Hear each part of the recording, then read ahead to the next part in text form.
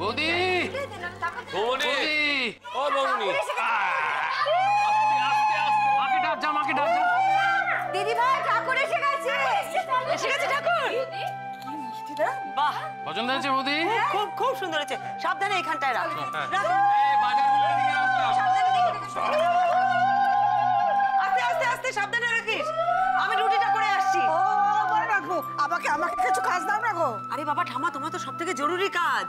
সবাই সব কাজ ঠিক ঠিক করছে কিনা সেটা নজর রাখা। সবার উপর ভালো করে নজর রাখো।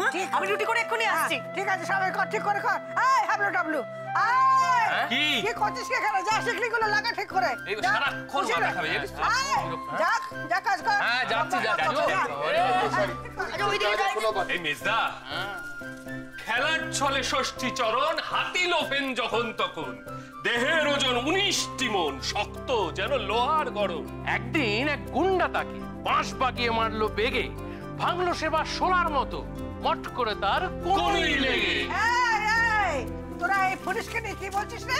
না, ওকে নিয়ে কিছু বলিনি তো, আমরা ছড়া বলছি। সুকুমার রায় চরণ, হ্যাঁ ছড়া ছড়া, তাই তো? এটা তো ছড়াই, তুমি জানো না? আর কাকাই তো তোমাকে নিয়ে কিচ্ছু বলেনি।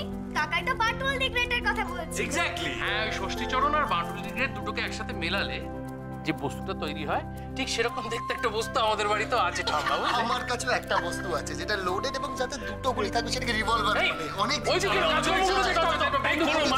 দেরি করে